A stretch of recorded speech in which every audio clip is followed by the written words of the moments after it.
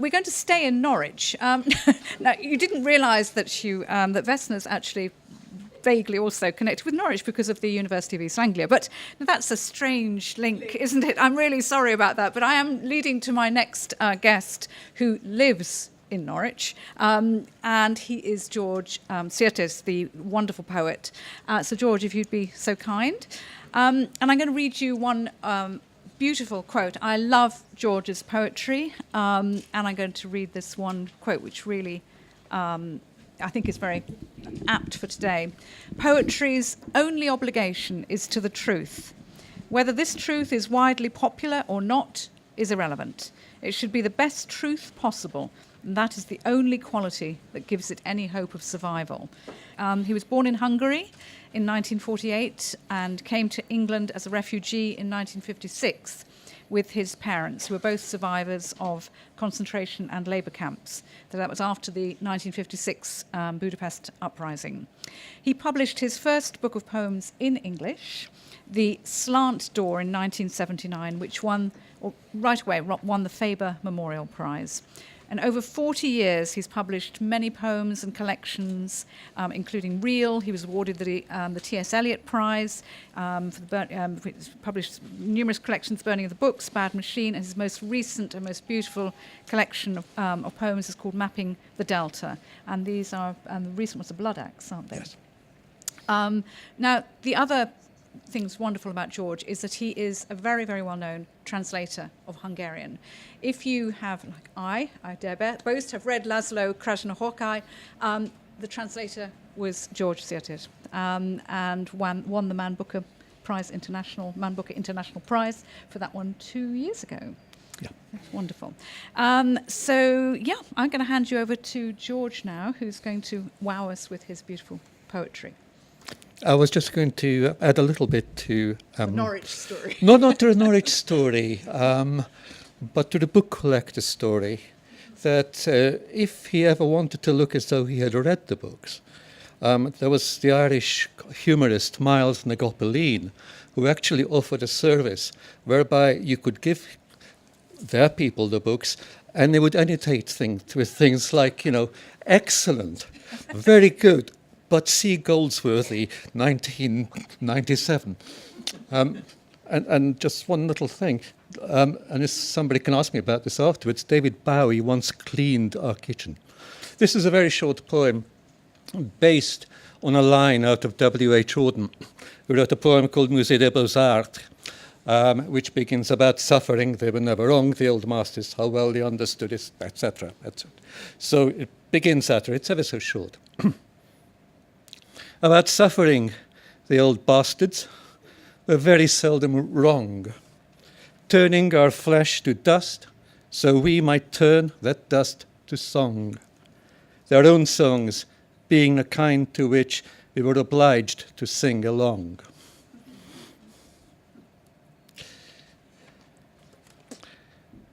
This poem is about Central Europe, where I come from. It's about Budapest and Hungary. It's a subject which has concerned me a great deal for about 7 years now, but in fact even before then. I was actually in Budapest for most of 1989 when things were breaking up and sliding along. I thought it was going to be a very different kind of place, and I was very enthusiastic, I think, with a few little uneasinesses. This poem is called Central Europe. The people who are currently running Hungary, Fidesz, who are taking it in an ever more authoritarian direction, when they appeared, they were terribly well dressed, very polite, terribly straight-backed, with very beautiful, what I tended to think of them as patriotic moustaches. But what they were capable of and what they are still capable of, I think we have yet to see. They've been capable of an awful lot so far. Central Europe.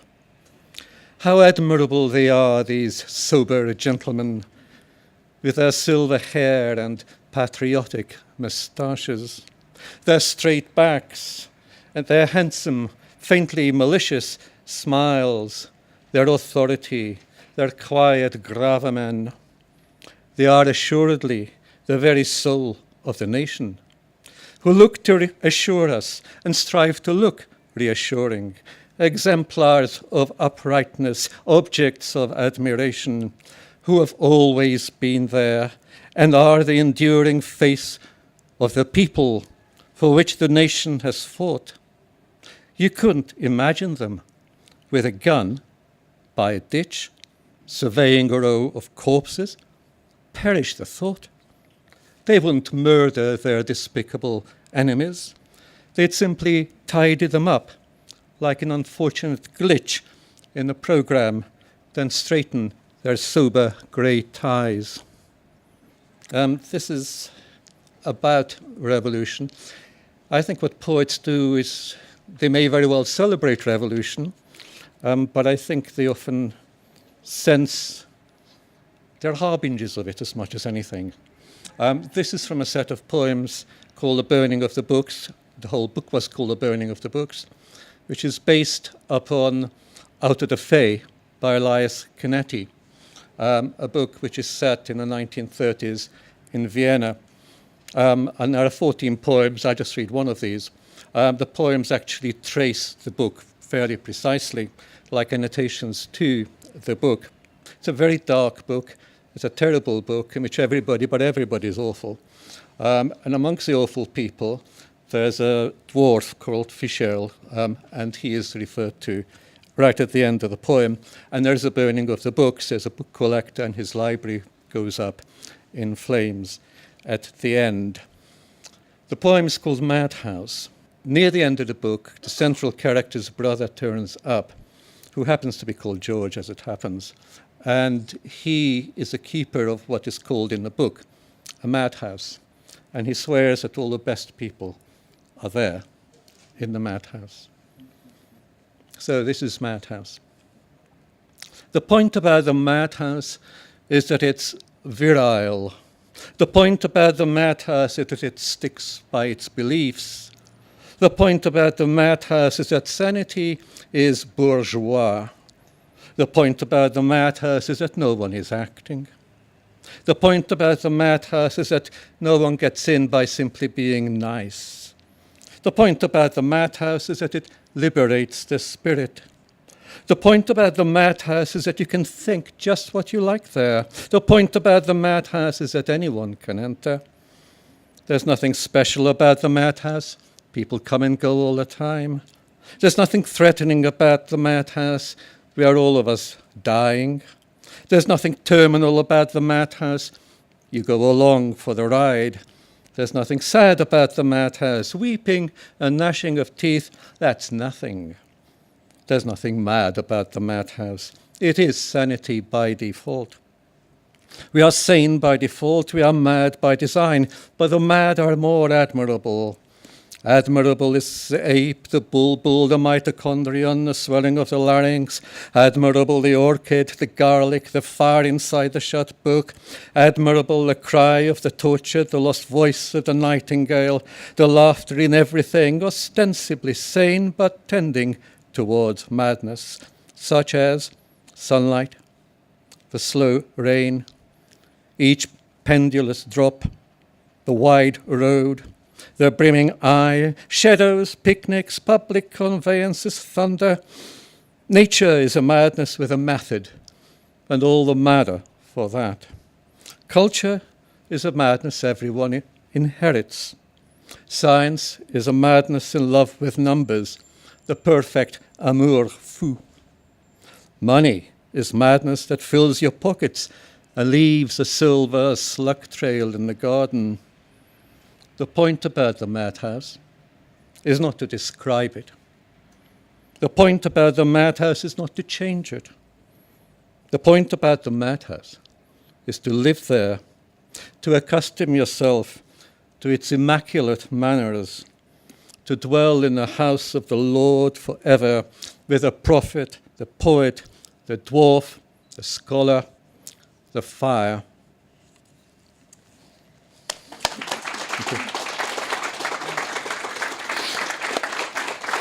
You mentioned what's happening in Hungary now, which is, of great concern to a lot of us. What do you think is going to happen? Is it going to get worse, or is it going to I think improve? things are at a critical point. I have written a piece which may very well be in The Guardian tomorrow. The comment is free slot, in which I try to trace in a nutshell, really, how Hungary got to where it is now. As some of you may have read or noticed in the papers, the Hungarian government passed a law about 2 weeks ago, which is specifically intended to close down one university, the Central European University. It wants to close it down essentially because it's independent, but also because it is originally founded by this man called George Soros, who actually helped fund the current Prime Minister, Viktor Orbán, when he was a young revolutionary back in 1989. And I actually saw him making the speech at the burial ceremony in the great square in Budapest. A remarkably powerful speech, but that was him in 1989. So they want to close this university down. They have reduced vastly the space in terms of press, media, television, radio. In almost every walk of life, they have filled out committees with their people, and they have worked essentially not by knocking on your door in the middle of the night and saying you're arrested, but simply starving people of cash. And what people are afraid of is of being sacked, or of their, whatever it is they're working on or working in, being closed down. The reason it's a critical point is this: it has come so far. The next law that has already been passed, because all Orbán has to do is to say, I want a law, and Parliament just sees it through. There's no discussion. Parliament is actually in his hands. The next law is aimed at NGOs, again, at anything independent. If they happen to have foreign finance, which a lot do. A year or so ago, they raided a Norwegian-funded NGO. They took away everything. They accused it of malpractice. They found absolutely nothing. But that is the way it works. And I don't want to make a political speech, but I think it's worth saying at the end that it's critical, because if he wins now, and for the first time in 7 years, the EU is actually doing something. The EU is asking the Hungarian government to let them know why it is that they want to close down this university. And I'm not quite sure what they can do about it, but they can certainly censure Hungary. If Orbán succeeds, the NGOs go. Hungary becomes ever more, I think, an autocracy, an authoritarian state. Orbán has said that the two great leaders he most admires are Putin and Erdogan, and that is the direction he wants to go in. And if that happens, then it's not only Hungary, but I think the whole of the European project comes into ever greater danger, which it's really, which Britain itself is greatly to blame for. With its, people choose to do what they do. Nevertheless, what we have done is we've sprung a hole in the ark, but Hungary would be, it looks like a smaller country, but I think in that part of the world it's a very powerful force. Thank you, George SZIRTES, very much indeed. Thank you.